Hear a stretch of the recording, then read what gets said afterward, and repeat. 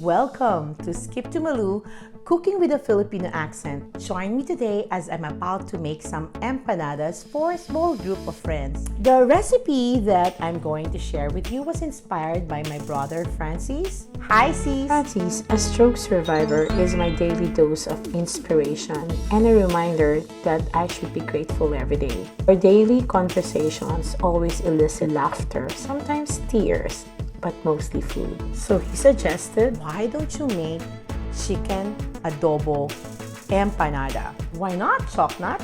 That suggestion is turning up to be today's segment. Are you ready? Yes, I am. Are you excited? I am too. So, tara let's mga bagets. But wait. First, our weekly shoutouts. Shout goes to G from Georgia and my Filipino teacher who's now in Seattle, Ma'am Castillo, Mark Anthony from Solana, Cagayan. Thank you guys for the Skip to Malou love. If you want to be featured, comment down below or buzz me on my Instagram and Skip to Malou page. I hope you subscribe and also click that notification bell. So we're making chicken adobo empanada. So let's first make our chicken adobo. Note, a day-old adobo is better than freshly cooked adobo, right? So if you have a chance, cook your adobo ahead. I'm gonna refer to my Connecting the Pots cookbook. If you haven't bought your copy yet, you should. You're missing a lot. But let me show you my adobo recipe in this cookbook. There you go. Beautiful picture. And of course, the recipe's there. And a little star to go with it. Alright, let's start. Heat 1 tablespoon cooking oil in heavy bottom pan over medium heat. Add half of the garlic and let it brown.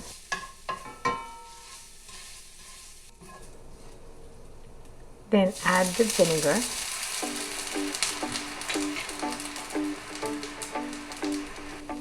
Soy sauce. Add some pepper, bay leaf. Make sure to crush them. Some water. As it simmers, add the chicken. Then add the remaining garlic.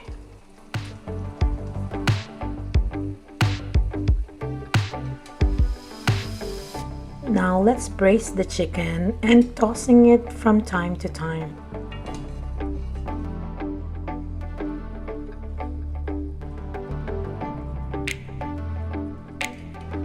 On top of the chicken adobo, I'd like to include some eggs, and we will cook it as we're braising the chicken.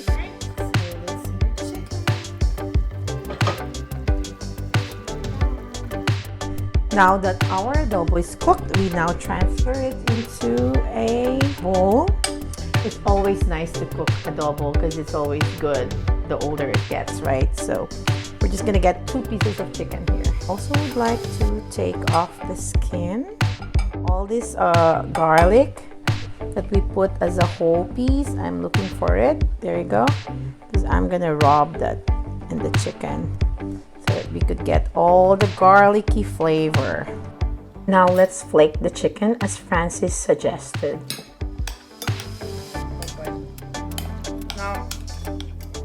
Now let's put back the chicken in a pan and get that adobo sauce. What we want to do at this time is to let our chicken flakes absorb all the adobo goodness. So let's reduce the sauce and then we transfer it back to the bowl and let it cool down. And now let's work on our dough. First of course is the flour, sugar, salt, them all together, and then we dig a hole in the center. Let's crack an egg and then we mix it all together again.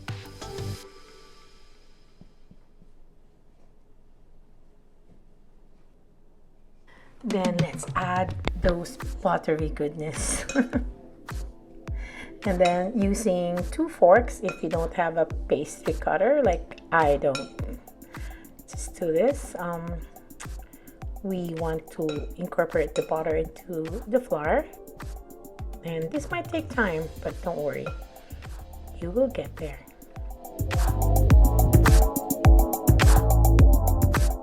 because we're making chicken adobo empanada, I'm adding some adobo oil there.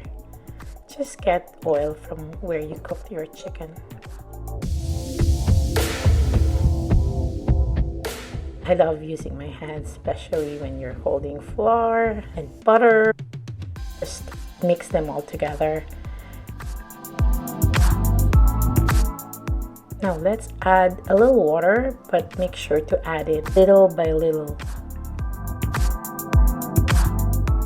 Now when the flour and butter comes together, you could actually feel it start to form a disc, and you're done with your dough.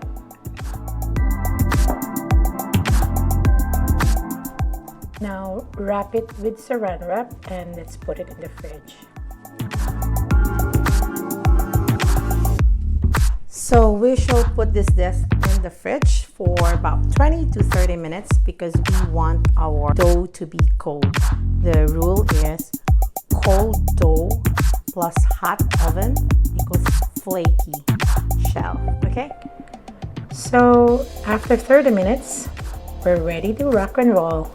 So let's flour our table and then divide our dough into around 12 parts, roughly 30 grams each. Now let's shape our empanada. This could be a sticky situation, literally. So I'll teach you how to roll them. First is by using a rolling pin, and I like to work with a smaller rolling pin rather than a big one because you could have control. So just do like so till your dough is bigger than your mold. Oh, by the way, I'm using an empanada mold, which you can buy from Amazon.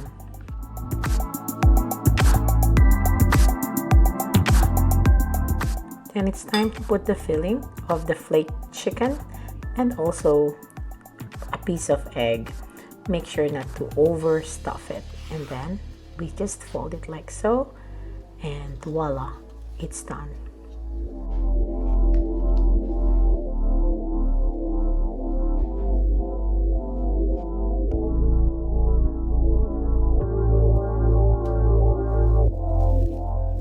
As I've said, it could be a sticky situation, so the hack is use a saran wrap in between and then you roll it as you did the first time.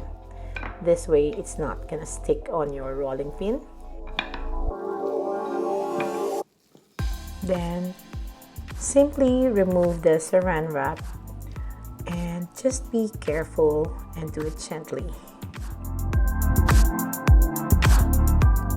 And then put the filling, again, do not overfill it so that it's not gonna open up when you seal it.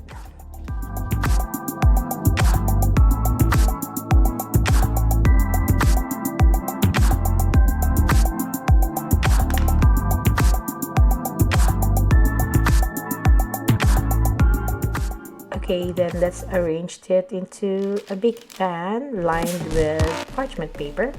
And if you see that the edges are not sealed properly, just press it in between your fingers to make sure that they're not going to open up when you bake them. And so we said cold dough plus hot oven because flaky pastry shell.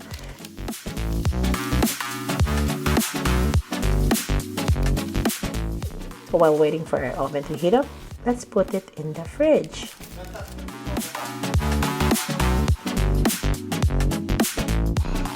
Now let's do the egg wash. Tablespoonful of water and then 1 egg. And once our oven is at 375 degrees, we are ready to bake it. And before we bake it, we brush some egg wash onto the empanadas.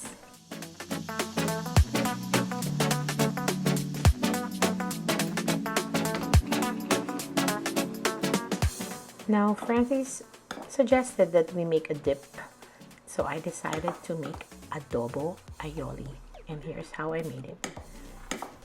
Half a cup of mayo, add some garlic,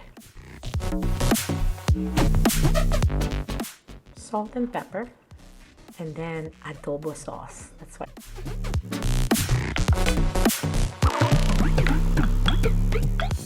I'm getting ready to crash a party, so I'm packing it up. There you go. Our empanadas are ready. Woohoo! Look at that.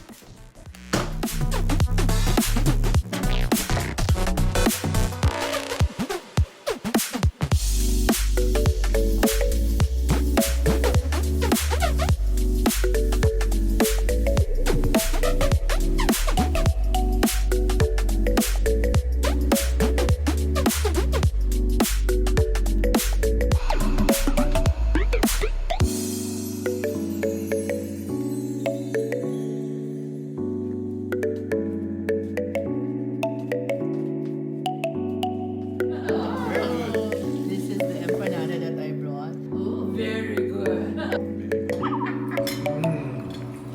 Excellent. Yeah? Excellent. What makes it excellent? The taste is perfect. Oscar! Can What you makes come it up with excellent? more? Okay, just some more taste is description.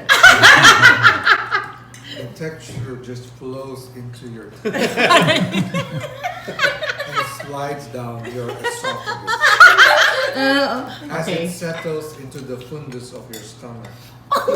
Very good, right? The texture is excellent. It's flaky. It's divine. I love it. Pairs well with the Willamette Chardonnay from Evening Land. So, Ooh. so high end. Wow. Amidst the clicking of our wine glasses, my mind wanders back to the Philippines. Thankful that despite Francis' illness, his mind is still very creative and could make us happy. Thank you, Francis, for the inspiration. Hanggang sa muli, this is Malou saying, that's a wrap!